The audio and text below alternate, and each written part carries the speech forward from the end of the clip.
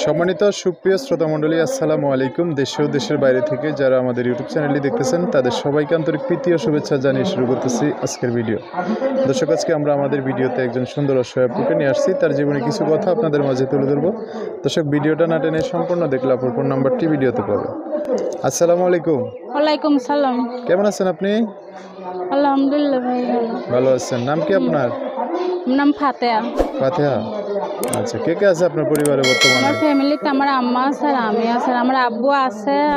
আব্বু বিয়া করে ভারতে থাকে, আমাদের খোঁজ খবর নেয় না। ভাই বোন আছে? না, আমরা দুই বোন নেই। আপনি বড় না ছোট? আমি বড়, আমার বোনটা ছোট। ছোট। আচ্ছা, কত বছর আগে থেকে নাই বাবার কাছে? আব্বু যখন আমার বয়স যখন 6 বছর, সেখান থেকে আব্বু বিয়া করে আমাদের খোঁজ খবর নেয় না, সে ছোট ভারতে বোনটা হওয়ার পর থেকে মনে হয় নাই? হ্যাঁ তো এই পর্যন্ত আপনার মা আপনাদেরকে লালন পালন করে বড় হ্যাঁ, করছে? আমার বাসা বাড়িতে কাজ করে আমাদের বড় করছে। আচ্ছা, লেখাপড়া করছেন একটু? না ভাইয়া, লেখাপড়া করি নাই, ঠিক মতন খাইতেই পাই না, লেখাপড়া কেমনে করবো। ছোট বোনটা বাসায় থাকে? হ্যাঁ, বইনও বাসায় থাকে। আচ্ছা, গ্রামে বাড়ি ঘর আছে? গ্রামে জায়গা জমিন আছে, আমার আব্বুর আছে, কিন্তু আপনাদের নাই আর কি? আমাদের নাই। আচ্ছা, তো এখন এই অবস্থা। এখন কোন জায়গায় থাকেন সবাই? ভাই এখন থাকি যে ঢাকা ফুলবাইরা। ঢাকা ফুলবাইরে? হ্যাঁ আপনি কিছু করেন? হ্যাঁ, আগে বাসা বাড়িতে কাজ করতাম, আর এখন সেলাই মেশিন এর কাজ করি মানুষের দোকানে। মানে অন্য মানুষের দোকানে? হ্যাঁ। ওটা কি মহিলা টেলার্স নাকি পুরুষদের টেলার্স? ওখানে মহিলারাও কাজ করে, ছেলেরাও কাজ করে। মানে একসাথে আর কি? হ্যাঁ। আচ্ছা, এর বাসার কাছাকাছি না আপনাদের? না, বাসা থেকে তাও হাইটা গেলে 10-15 মিনিট লাগে, একটু দূরে আর কি। যাই হোক, তো ওটা দিয়ে কি সংসার চলে না? আপনার মাও কিছু করে? অনেক অভাবে সংসার চলে, ঠিক মতন বেতন দেয় না, অনেক কষ্ট হয় কাজ করতে। আর আগে বাসা বাড়িতে কাজ করতাম, আরো কষ্ট হইতো।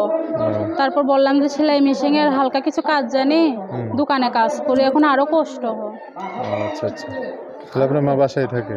হ্যাঁ, আম্মু বাসায় থাকে, বয়স্ক মানুষ, বাসায় থাকে। তো এখন কি করলে আপনার জন্য একটু ভালো হবে?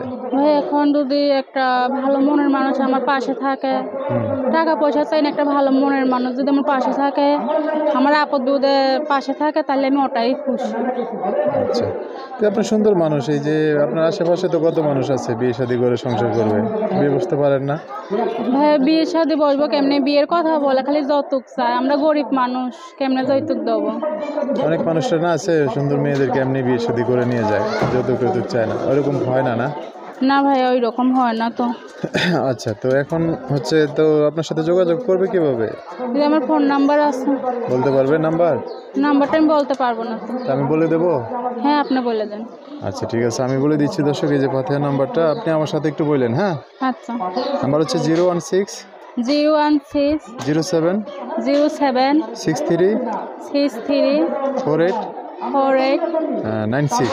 96। এটা নাম্বার লাস্টে 96 না? হ্যাঁ। দর্শক, নাম্বারটা আমি আরেকবার বলে দিচ্ছি, 016 07 63 48 96। এটাই হচ্ছে ফাতেহার নাম্বার। এই নাম্বারে ফোন দিলে আপনারা বিস্তারিত সব জানতে পারবেন আপুটার সাথে কথা বলে।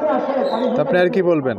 ভাইয়া, যে আমার পাশে থাকবেন, আমার কেউ খারাপ কথা বলবেন না, আপনাদের কাছে অনুরোধ। ভালো লাগলে ফোন দিবেন, ভালো না লাগলে ফোন দিয়েন না, তাও আমার কেউ খারাপ কথা বললেন না।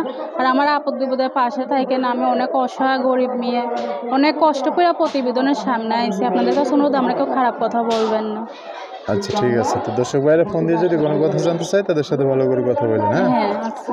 সো দর্শক, আজকের ভিডিও পর্যন্তই। দেখা হবে নতুন কোনো ভিডিওতে, নতুন কোনো মানুষের জীবনের গল্প নিয়ে। সবাই ভালো থাকবেন, সুস্থ থাকবেন, সুন্দর থাকবেন। আপনাদের কথাবার্তা, ভিডিওটা যদি একটু ভালো লাগে অবশ্যই একটা লাইক দিয়ে আর মানুষকে দেখার সুযোগ করে দিবেন। আল্লাহ হাফেজ, আসসালামু আলাইকুম।